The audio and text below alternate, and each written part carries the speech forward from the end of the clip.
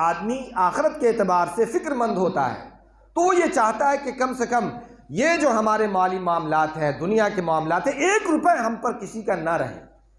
اور لے کر آپ کیا کریں گے؟ حدیث پاک میں آیا کہ جو آدمی دوسرے کا مال لیتا ہے اس کی عبادتیں قبول نہیں کی جاتی ہیں۔ حدیث پاک میں جناب رسول اللہ صلی اللہ علیہ وسلم نے فرمایا کہ ایک آدمی بہت ہی عاجزی کے ساتھ، مسکنت کے ساتھ، رو دھو کر اللہ کے دربار میں دعا کر رہا ہے۔ اور جب کوئی آدمی اللہ کے دربار میں رو دھو کر عاجزی، مسکنت کے ساتھ، سفر میں بھی ہو، پریشان حال بھی ہو، دعا کرتا ہے تو قرآن میں اللہ نے فرمایا کہ ضرور تمہاری دعا قبول ہوتی ہے۔ لیکن اللہ کے نبی صلی اللہ علیہ وسلم نے فرمایا کہ ایک آدمی عاجزی، مسکنت، تضرع، رو دھو کر اللہ کے دربار میں دعا کر رہا ہے، اللہ پاک اس کی دعا کو رد فرما دے رہے ہیں۔ کیوں رد فرما رہے ہیں؟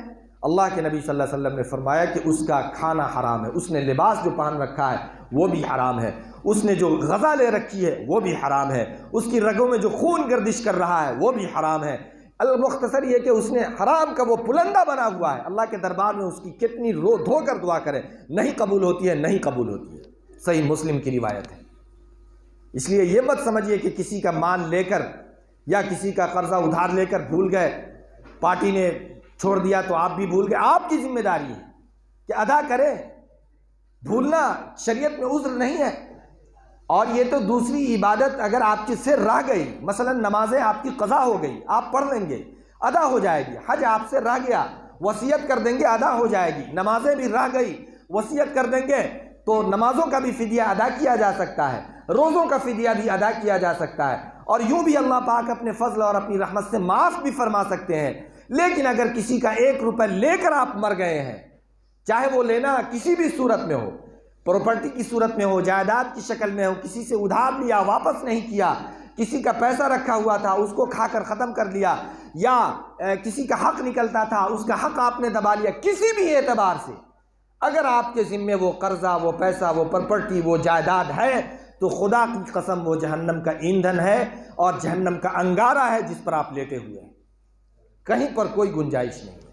شریعت میں یہاں پر عفو درگزر کا کوئی خانہ ہے ہی نہیں، تسامح کا کوئی باب ہے ہی نہیں کہ اللہ پاک معاف فرما دے۔ اللہ کے حق میں معافی ہوتی ہے، اللہ کا حق ادا کرنے سے رہ گیا، اللہ پاک ممکن ہے معاف فرما دے۔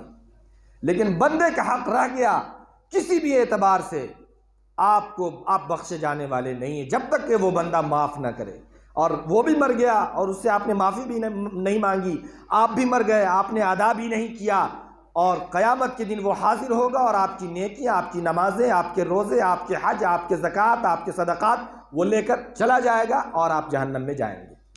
کتنا خطرناک معاملہ ہے، سوچا کرے ذرا میرے بھائی۔